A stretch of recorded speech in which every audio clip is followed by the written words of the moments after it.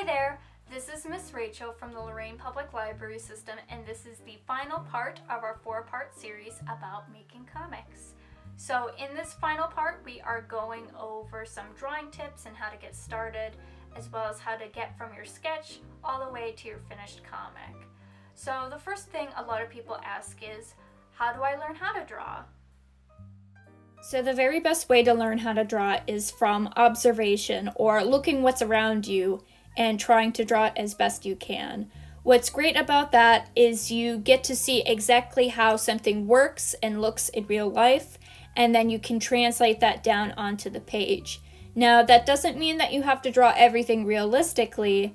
You can either stylize something as you draw it, or once you practice drawing something as it is, you can then stylize it later.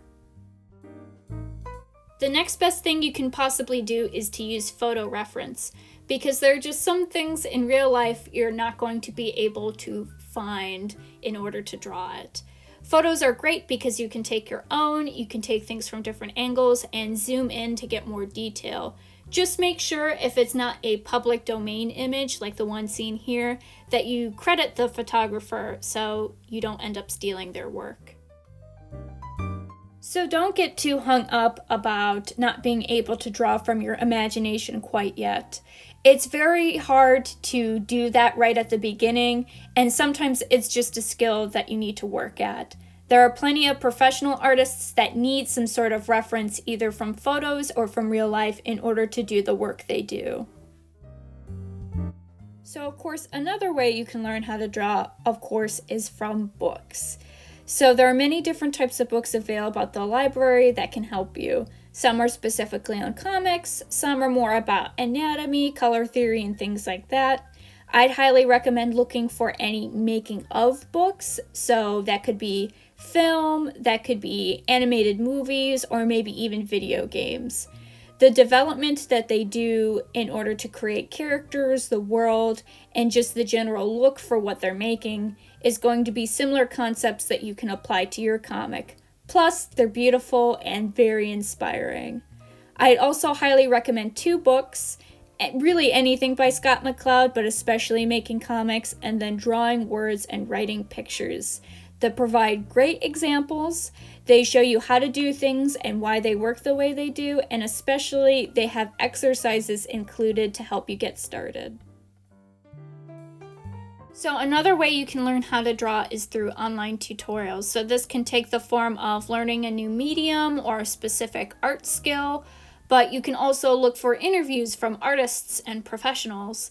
So these can be videos, websites, picture guides, anything like that. So check out our comic resources PDF for some links, and you'll be able to find some cool online tutorials right through there. The only other piece of advice I can offer is, unfortunately, practice. It's the only way to get better at anything. But if you're not worried about your art at all, you're not worried about improving your art, you can still make an amazing comic. There are plenty of comics that are out there that are great not because of their art, but because they're great comics. Take, for instance, the manga creator One-san. So, among other things, he is known for creating One Punch Man. You might be thinking that the original art is the one on the right, done by a professional artist, but he actually started his webcomic and created what you'll see with the artwork on the left. So, he was still able to be successful, touch a lot of people with his story, even though most would not consider his drawing ability to be great. So, if he had the heart to create a comic and go out there and put himself out there, anybody can. Next, we're going to move on to some drawing exercises, which you can do with just a normal pencil. But if you do have more supplies on hand, feel free to use those too. So not all of these exercises are necessarily going to be useful for the comic that you're drawing, but they might help get your hand warmed up, and you never know what might come out of them, so I suggest giving some of them a try. So the very first thing you can test out is the different marks you can make with your pencil with lines. So depending on how hard you press down your pencil into the paper, you can make your lines very light, dark, or change the thickness, even as you're just going along one line. So you can press it down and lift it up as you're going along. Lines can be very short or long, wiggly or scratchy, or any type of quality. So you don't really even have to think about it too much as you're doing this exercise. Just kind of let your pencil flow across the paper and see what kind of marks you can make. So you can apply some of these concepts when you're making some objects in a scene or maybe practicing with some simple 3D shapes. So you can change the thickness and darkness of your line to show some sort of depth. So anything that's closer to you is usually going to be larger or darker, and anything farther away is usually going to be lighter and smaller. Try drawing some simple shapes, squishing and squashing them into more irregular shapes, and then doodle with some more organic or kind of natural type shapes or inorganic ones that are more mechanical. Just remember, no matter how complex you make a shape, you can break it down into the very simple shapes that we're more familiar with.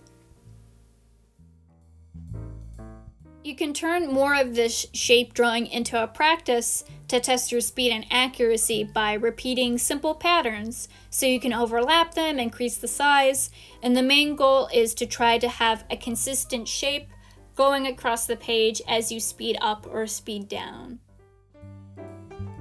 So doodling these sorts of lines, shapes, and patterns are actually going to be a very good thing. So you might think doodling is a waste of time, but it's great to use as a randomizer and sort of an inspiration tool for characters, landscapes, and other things you might want to put into your comic.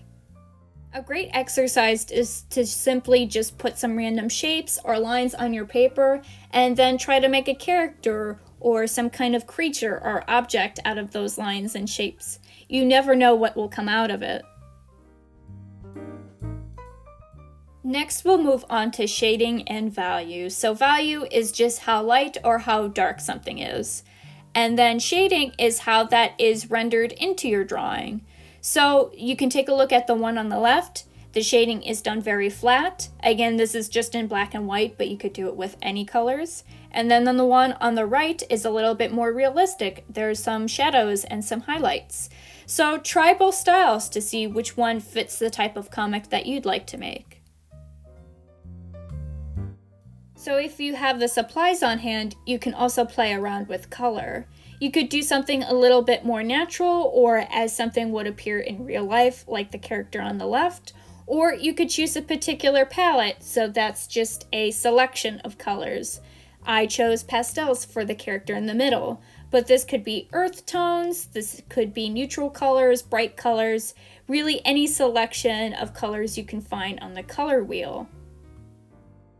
Another thing you can try is monochromatic colors, so that's just different values of the same color like the blue character on the right. Some people like to challenge themselves by picking out a limited number of random colors and seeing if they can make a cohesive drawing out of just those colors. You can try building your own palette by putting colors next to each other and seeing how they look and feel together, and maybe you can make something entirely your own. If you feel you've gotten shapes and shading a little bit more down, you can try applying those to some simple and complex 3D shapes. So what will help you is actually putting some grid lines or contour lines, depending on the type of shape, to kind of see where exactly everything is located. You can put in a light source from any direction, so you can see where you're going to put your light areas and your dark areas. You can also try turning around the same shape multiple ways to see how the light would strike in different directions. So, if you're feeling up to the challenge, try this out. So shading and value can also be used to show depth or the distance between objects. So we can see that there's a front and a back circle, not just because of the arrows, but because there's a very dark ring separating the two. Because it's darker than both the front and the back circle, not only do they look like separate objects, but they also show a separation or distance between the two. If you add one of these dark areas between objects that's much darker than both of them combined, you can kind of cause a little bit of a separation and show a little bit more depth. There are a lot of different ways that you can get texture from just your pencil. So you can use the top of your pencil to shade and create texture, or you could use the side of your pencil, which is going to give a little bit of a different texture. So to use the side of your pencil, just lay it flat against your paper and use that angled side. You will need to probably sharpen it a bit more. You can also soften any of the textures you draw or any shading you do with a tissue or some other type of cloth. It'll just soften it out. And then if you need to draw a particular texture, you'll just be repeating some sort of line or shape, sometimes overlapping them. So this is how you can create scales, fur, hair, and any other small details. You can also add texture to your shading. So there are a couple ways you can do this. So you can do hatching, which is just using lines in one direction, either straight or curved. You can also use cross-hatching, which is the same, except you're doing crossed lines instead of just straight lines one way. You can do stippling, which is just adding dots. Blending again, which is just softening with some sort of cloth. You can scribble, so as the name implies, that's just scribbling over and over to build up that value. And then just regular pencil shading. Just remember that pressing down harder onto your paper will make a darker line or darker value, but it might be harder to erase. So try building up your values and building up your shading by going over the same spot over and over and over again. That way, if you want to erase something, it will come up a little bit easier than if you're pressing very hard onto your paper. Depending on your drawing style, you're going to want to think about how you want to show something that's matte or non-shiny, something that's shiny, and any objects that are transparent in some way. So maybe for something that's matte, you're going to give it a little bit more texture. Something that's shiny, the shading is going to be a little bit more flat and maybe more stark or bright highlight areas. And then for something transparent, maybe you want to show overlapping parts as darker, and something that's closer to you is also darker, with something further away being a bit lighter. But again, that's up to you. Now, this is an oldie but a goodie. You might remember from elementary school that you used to copy the texture of leaves onto your paper with a crayon. And with a pencil, you can do the same exact thing. Simply take whatever you want to take the texture of, whether it's a rock or maybe a brick, and then cover it completely with your pencil. And you should be able to add that real life texture into the art in your comic.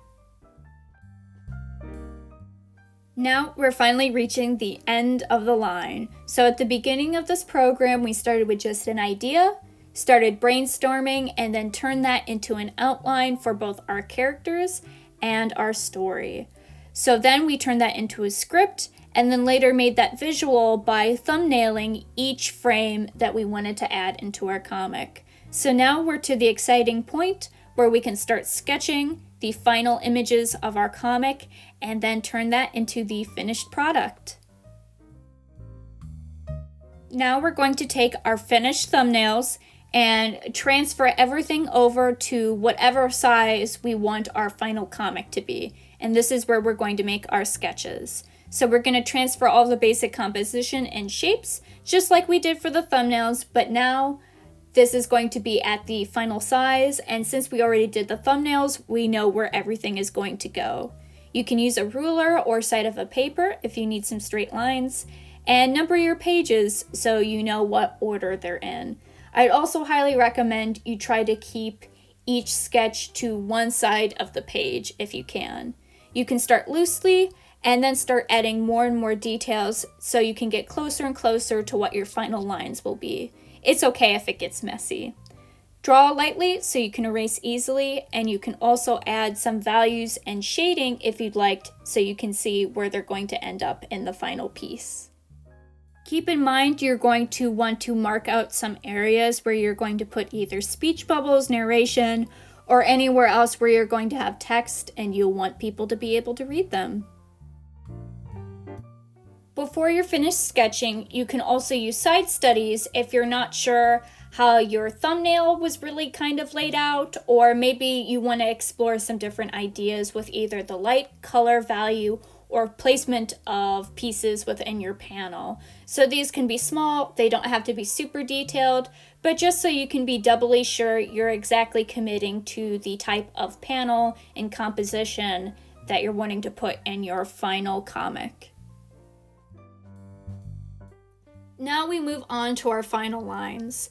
So your sketch is complete and you can put your final lines over top your sketches. You can press down harder with your pencil for more bold lines, and you can also use pen, marker, colored pencil if you have those available too. You can erase the sketches underneath and you're all good to go. But if you've stopped earlier in this process and you've thought your sketch looked good or even your thumbnails look good, then hey, more power to you. You can definitely stop at that point too. Maybe your sketches are a little bit more messy than you'd like. Not everything is going to erase very easily, and simply drawing over it isn't going to work. In that case, if you happen to have a light board on hand, you can use that to transfer your sketches onto a clean piece of paper.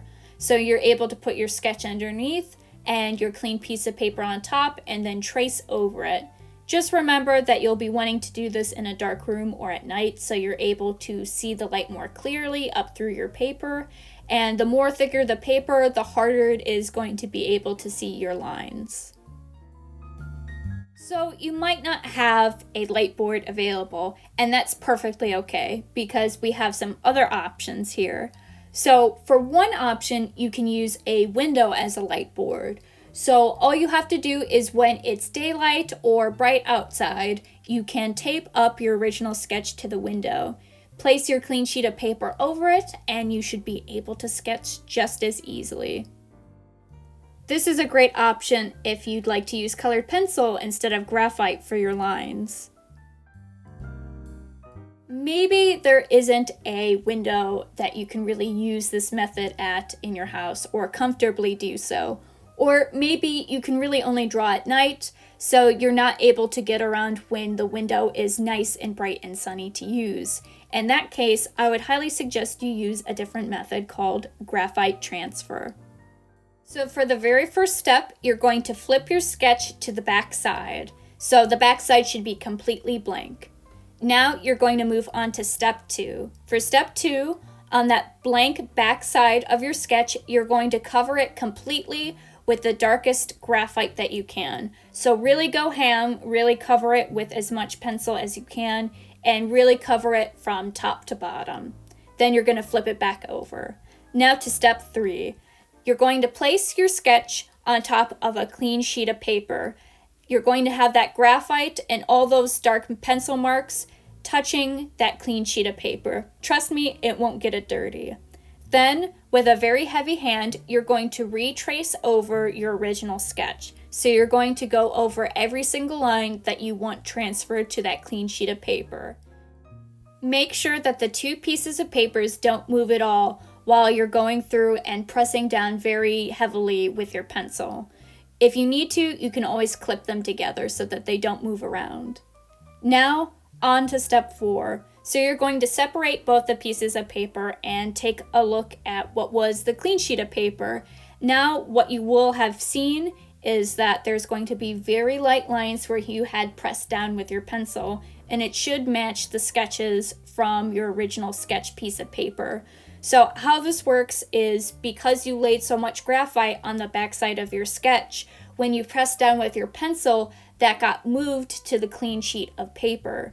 Now, if not every single line you wanted to move got moved, you can always try repeating the process by laying more graphite on the backside of your sketch page and then with a heavy hand going over those lines again, but just make sure that they're lined up the correct way or you're going to end up with some random lines here and there. If this explanation was a little bit confusing for you, in our resources PDF, we do have a link to a video tutorial on how to do graphite transfer. So if you're able to add color or other details, at this point you can definitely do that. Some people like to add the color before they add the line art, and then some people like to do their line art first and then add color. So that's completely up to you, and you can try both methods to see which you like better. Now, you certainly don't have to use just a pencil, but if a pencil is all you have, you don't have to get anything else to complete your comic. You can use other things such as pen, marker, colored pencil, watercolor ink, if you happen to have them lying around. You can also use 3D models, either taking a screenshot or a render of them and using that as your images, or you can take them and actually draw over them and then use those as reference for either landscapes or characters. You can also do photos and collage, so just cutting out magazines or pictures and then gluing them together. Just know that for any supplies that you use, you want to do something that works very quickly. You're going to be doing a lot of drawing and drawing the same things over and over and over again. So something that takes a while to dry or is a little bit more difficult to use might not be the best supply to pick to make a comic with.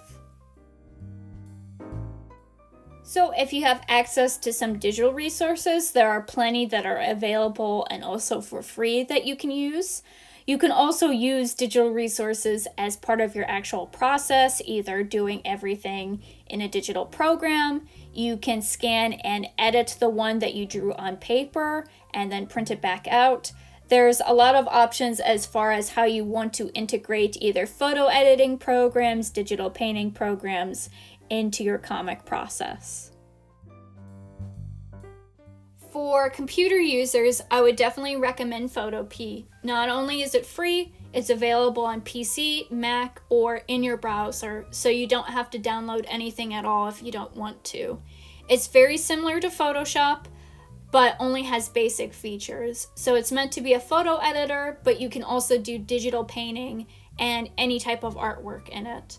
A drawing tablet, if you happen to have one, is definitely recommended, but a mouse will definitely work, so don't feel that you need to go out to buy anything to use it. If you're more of a mobile device user, you can also look for Metabang Paint and Autodesk Sketchbook. These are also free. There are many other apps that are available on tablets and smartphones, but these two in particular stood out to me. They work a bit differently, so you need to test them out to see how they work for you, but they do have options for brushes, layers, and effects, so go ahead and give them a try. So before we end the series, we have attached a really neat list of helpful and free resources in making comics. So these range from online tutorials to video walkthroughs, and most importantly, books that you can find in the CleveNet system as well as our local library catalog. Also included are free printables for outlining your story and blank comic pages so you can follow along with the series. We highly encourage you to give these resources a look.